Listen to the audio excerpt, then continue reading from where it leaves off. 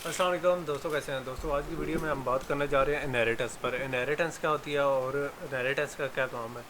तो दोस्तों, इनहेरिटेंस या विरासत, जैसा क्या है, इसके लिए हम लफ्ज़ यूज़ करते हैं विरासत। जैसे एक वालिद की तरफ से अपने बच्चों को कुछ प्रॉपर्टी या कुछ चीज़ मिलती है, इसी तरीके से C++ में क्लासेस में भी इनहेरिटेंस में का एक रिलेशन होता है। तो आज की वीडियो में हम देखने जा रहे हैं कि इनहेरिटेंस को कैसे इस्तेमाल किया जाता है। तो चूँकि C++ एक ऑब्जेक्ट ओरिएंटेड लैंग्वेज है, और इसमें ऑब्जेक्ट ओरिएंटेड जो लैंग्वेजेस या प्रोग्रामिंग लैंग्वेजेस होती हैं, उनमें अगर इनहेरिटेंस का जिक्र ना करें तो वो लैंग्वेज ऑब्जेक्ट ओरिएंटेड लैंग्वेज का बहुत बड़ा पार्ट मिस कर देते हैं। तो C++ जिस तरह हम रियल लाइफ में एक वालिद की तरफ से बच्चों को कुछ प्रॉपर्टीज़ या कुछ चीज़ें मिलती हैं, इसी तरीके से C++ में एक क्लास से दूसरी क्लास अब प्रॉपर्टीज़ लेती है। यानी हम एक क्लास से दूसरी क्लास बनाते हैं, जो कि ना सिर्फ हमारा वक्त बचाती है बल्कि बार बार कोडिंग के लिए तद्दुद से भी हम बच जाते हैं। ठीक है। और इस तरह हमारा रीयूजिबिलिटी का भी ये मकसद पूरा हो जाता है। ठीक है। तो दोस्तों, सबसे पहले तो मैं आप लोगों के सामने एक छोटा सा कोड लिख देता हूँ जो हम हमारे प्रोग्राम के शुरू में लिखते हैं। आई कैन इंक्लूड आईओस्ट्रीम, और उसके लिए using main space standard library and main function. ठीक है। और इस तरीके से मैंने अपना कोड लिख लिया और इसे एग्जीक्यूट करता हूँ और ये सक्सेसफुली रन हो गया। ठीक है।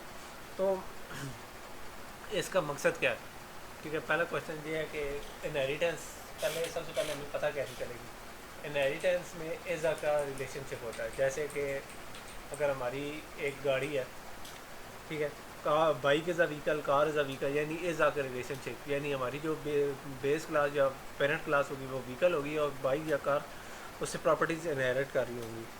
तो ये ऐसे नहीं समझ आएगा जब तक हम एक मिसाल नहीं करेंगे। तो हम एक मिसाल को इस्तेमाल करते हैं। ठीक है। मिसाल के तौर पर हम किसी शेप का एरिया मालूम करना चाहते हैं। वो शेप कोई भी ट्राइंगल यानी मुसल्लस, स्क्वायर यानी मुरब्बा, या रेक्टेंगल यानी मुस्ततील हो सकती है। ठीक है।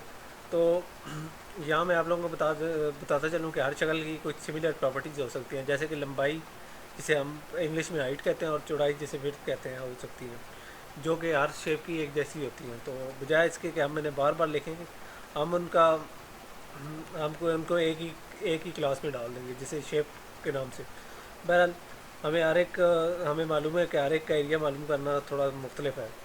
तो हमें चाहिए ये कि हम जो इनमें सिमिलर प्रॉपर्टीज़ हैं उनको एक क्लास में डालकर लें, और फिर इनहेरिटेंस इस्तेमाल करके हम उनका दूसरी क्लासेस में इस्तेमाल करें, यानी उनकी बेस ड्राइव क्लासेस में। ठीक है। तो सबसे पहले मैं आप लोगों को बता दूं कि इस अगर रिलेशनशिप है, तो जैसे वाई इज़ अ व्हीकल। ठीक है। तो जो हमारी पेरेंट क्लास होगी उसको हम बेस क्लास कहेंगे, और जो हमारी चाइल्ड क्लास होगी उसको हम ड्राइव क्लास कहेंगे। इस तरीके से हमने रिलेशनशिप आप लोगों को बता दी है। ठीक है, इनहेरिटेंस का। तो अब हम इस तरह करते हैं कि सबसे पहले अपनी एक बेस क्लास जिसका नाम शेप होगा वो बनाते हैं। Class shape. ठीक है, ये हमारी बेस क्लास होगी। और इस तरीके से हम लोगों ने अपनी क्लास बना ली शेप, जो कि एक बेस क्लास है। ठीक है। यहाँ मैं इसके सामने कोड भी लिख देता हूँ। ठीक है। और उसके बाद ये मेन फंक्शन के बाहर होगी, लिहाजा मैं मेन फंक्शन को बाहर निकाल दूँ। ठीक है। क्लास मेन फंक्शन में नहीं होगी। तो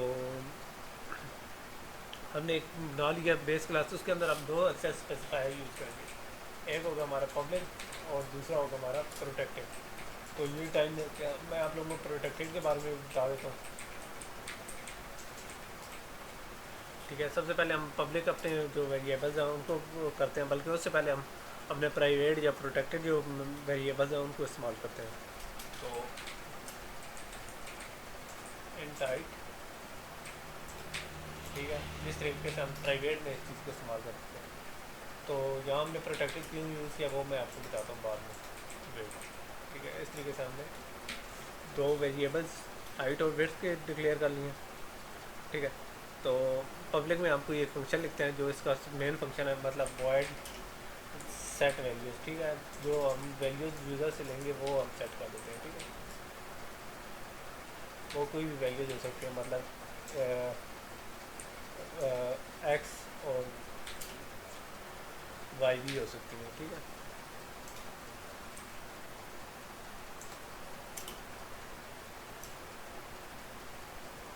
और इसके बाद हम इसके कर्ली ब्रेसेस में उसका कोड लिख देते हैं। विड्थ को हम लिख देते हैं इक्वल टू एक्स,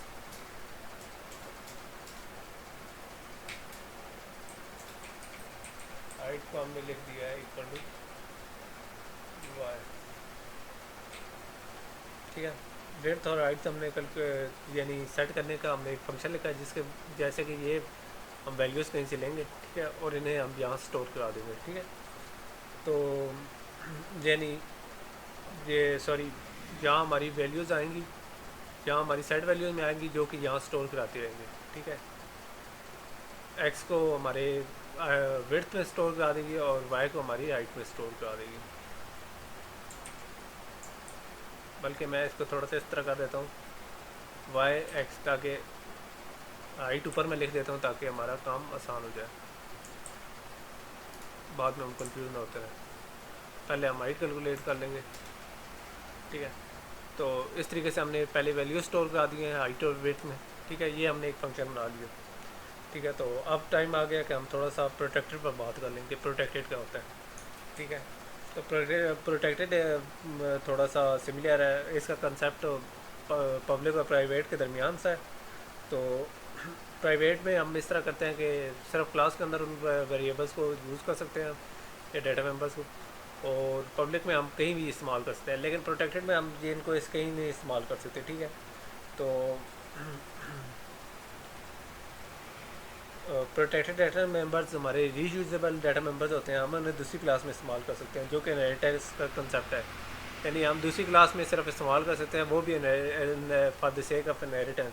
इसके अलावा हम उन्हें कहीं कहीं और जगह पर इस्तेमाल नहीं कर सकते। तो यही हमारा फ़र्क है पब्लिक और प्राइवेट का। पब्लिक और प्रोटेक्टेड में पब्लिक को हम कहीं भी इस्तेमाल कर सकते हैं, किसी भी फंक्शन में, कहीं भी बाहर, क्लास से बाहर। लेकिन प्रोटेक्टेड को हम सिर्फ इनहेरिटेंस के लिए इस्तेमाल या क्लासेस के अंदर इस्तेमाल कर सकते हैं। इसके बाद है प्राइवेट। प्राइवेट को हम सिर्फ उसी क्लास में इस्तेमाल कर सकते हैं, लेकिन प्रोटेक्टेड को हम किसी दूसरी क्लास में भी यूज़ कर सकते हैं। ये हमारा प्राइवेट और प्रोटेक्टेड का भी डिफरेंस है थोड़ा सा, ठीक है। तो अब वक्त आ गया कि हमने एक बेस क्लास बना ली है जिसका नाम शेप है। तो अब हम उसकी ड्राइव क्लासेस बनाते हैं। तो ड्राइव क्लासेस कैसे बनाते हैं? तो सबसे पहले हम इस तरह करते हैं कि एक ट्रायंगल की बनाते हैं नई क्लास, इससे बाहर निकल के बनाते हैं, ठीक है। मैं ये फालतू कोड सारा को दरमियान में से ख़त्म कर रहा हूँ ताकि हम कम लाइनों में अपना काम कर सकें, ठीक है। तो इस तरीके से हमने एक बेस क्लास, यानी हम एक ड्राइव क्लास बनाते हैं, क्लास ट्रायंगल। और इसके बाद हम ये इनहेरिटेंस के लिए या ड्राइव के लिए ये स्कॉलर यूज़ करेंगे। और इसके बाद हम जो बेस क्लास यानी पब्लिक शेप, ठीक है। और इस तरीके से हमने पब्लिक शेप, मतलब हम इसके पब्लिक के जो पब्लिक वैल्यूज़ हैं उनको थोड़ा सा एक्सेस करने की कोशिश करते हैं, ठीक है। या ठीक है, तो वो कैसे एक्सेस करेंगे वो मैं आपको बाद में बताता हूँ, ठीक है। तो सबसे पहले हम इस तरह करते हैं कि एक एरिया कैलकुलेट करने के लिए उसका फंक्शन बनाते हैं। तो जहाँ मैंने आप लोगों को एक चीज़, बल्कि पहले मैं एरिया कैलकुलेट करने का तरीका बताता हूँ, फिर उसके बाद आपको ये सारी चीज़ समझाता हूँ, ठीक है। पहले मैं यहाँ छोटा सा एक कमेंट भी लिख देता हूँ। तो ट्रायंगल हमारी बेस क्लास, सॉरी वो भी है डिराइव, और शेप हमारी बेस क्लास है, ठीक है। तो इस तरीके से हमने इनकी वैल्यूज़ को इनहेरिट कर लिया। तो अब हम इसका एरिया कैलकुलेट करते हैं, जो कि हर एक का डिफरेंट होगा। तो सबसे पहले हम ट्राइंगल का एक एरिया कैलकुलेट करते हैं।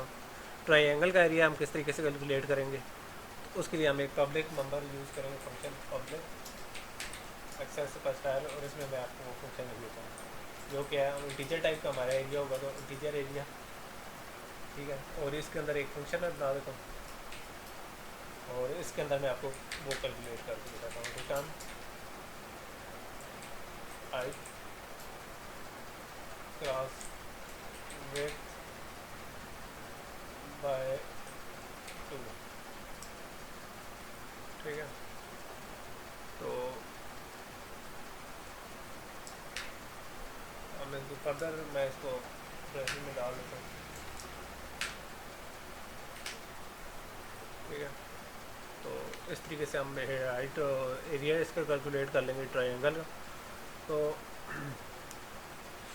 यहाँ हम लोगों ने जो हमारी बेस क्लास थी शेप, उसके हाइट और विड्थ को हमने किया, एक्सेस किया, जो कि हमारा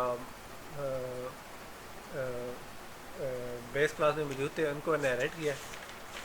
और हम इनको बार बार कोड नहीं लिखेंगे, बल्कि इनको इस्तेमाल करते रहेंगे, ठीक है।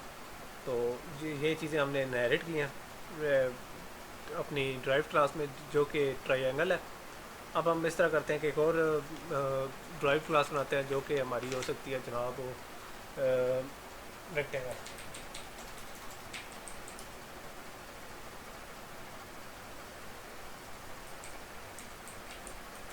क्लास रेक्टेंगल, और इसको हम पब्लिक एक्सेस पब्लिक लिख कर, उसके बाद हम अपनी जो बेस क्लास है उसका नाम लिखते हैं, जो कि शेप है। और इस क्लास में हम वही कुछ कोड कॉपी करेंगे, और इसमें सिर्फ एरिया का कोड थोड़ा सा डिफरेंट होगा, जो कि डिवाइडेड बाई 2 को हमने ख़त्म कर दिया, ठीक है। और इस तरीके से हमने इसका कैलकुलेट करना सीख लिया। शायद मैं यहाँ कोई मिस्टेक कर रहा हूँ, ये वाली मैंने इस क्लास के अंदर रखना था, और ये इस क्लास का, ठीक है। तो इस तरीके से हमने 2 क्लासें बना ली हैं। एक हमारी बेस क्लास थी, जो कि शेप के नाम से थी, ठीक है, जो कि यहाँ लिखी हुई है। और बाकी हमारी ड्राइव क्लास थी ट्रायंगल और रेक्टेंगल, ठीक है। तो अब हम इस तरह करते हैं कि मेन फंक्शन का इस्तेमाल करते हैं, और उनको मेन फंक्शन के इस्तेमाल के अंदर इस्तेमाल करते हुए हम इनका इफेक्टिव यूज़ देखते हैं कि हम इन्हें कैसे इस्तेमाल करेंगे और इनका ऑब्जेक्ट कैसे बनाएंगे। तो किसी भी क्लास को इस्तेमाल करने से पहले हमें उसका ऑब्जेक्ट बनाना होता है। तो सबसे पहले मैं ट्रायंगल का बनाता हूँ। ट्रायंगल हमने कीवर्ड यूज़ किया है, क्योंकि हमने उसका ऑब्जेक्ट बनाना, तो ट्राई1 के नाम से मैंने ट्रायंगल का ऑब्जेक्ट बना लिया। इस तरह हमारा रेक्टेंगल है। या मैं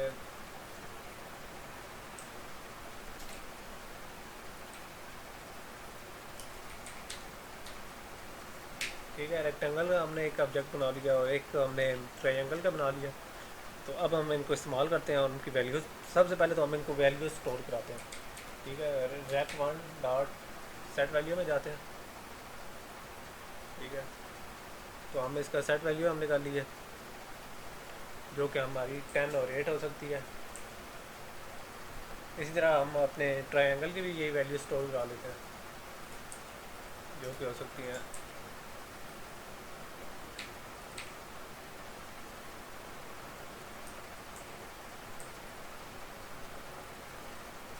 ठीक है। हमने वैल्यू स्टोर करा लिया 10 और 8, दोनों जो हमारे ऑब्जेक्ट्स हैं रेक्टेंगल 1 और ट्रायंगल 1, उनको हम इसमें दोनों को इकट्ठा इस्तेमाल करके अब हम इस तरह करते हैं कि एरिया कैलकुलेट करते हैं। एरिया कैलकुलेट करने के लिए हमें सबसे पहले लिखना होगा स्टैंडर्ड, और उसके बाद ये हमें 2 कॉलम यूज़ करने होंगे, ठीक है। उसके बाद हमें सी आउट यूज़ करना होगा।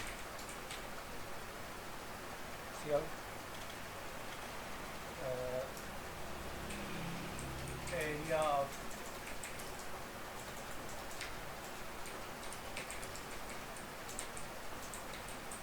रेक्टेंगल इज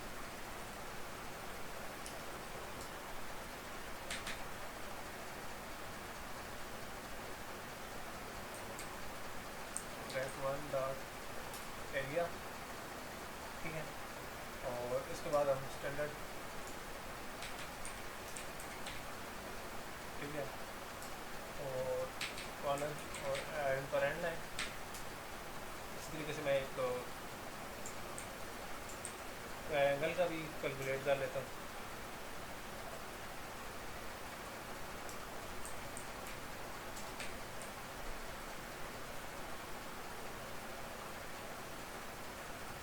और इस तरीके से हमने ट्रायंगल का एक एरिया कैलकुलेट कर लिया, ठीक है।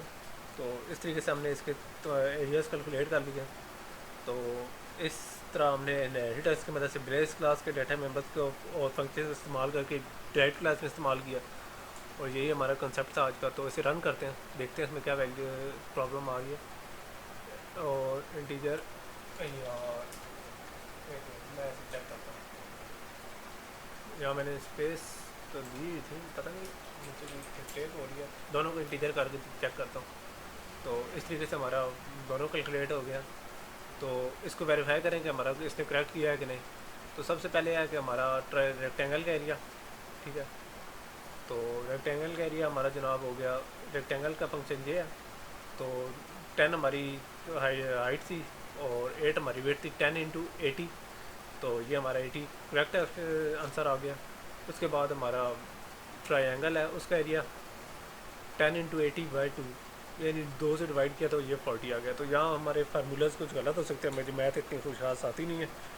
बहरहाल अगर कोई है तो आप लोग उसकी करेक्शन कर लें। बहरहाल मैंने आप लोगों को एक कंसेप्ट समझाना था इनहेरिटेंस का, कि इनहेरिटेंस क्या होती है। तो इनहेरिटेंस में हमने बेस क्लास के फंक्शन डाटा मेंबर्स को और फंक्शन को इस्तेमाल डायरेक्ट क्लास में इस्तेमाल करते हैं, और बार बार हम वो डाटा मेंबर्स यूज़ करने के झंझट से बच जाते हैं। तो दोस्तों नेक्स्ट वीडियो में हम मल्टीपल इनहेरिटेंस की बात करेंगे, और शायद उससे अगली वीडियो में हम पॉलीमॉर्फिज्म पर बात करेंगे। तो दोस्तों इसी वीडियो के साथ मैं आप लोगों से इजाज़त चाहता हूँ, नेक्स्ट वीडियो में मिलेंगे। अल्लाह हाफ़िज़।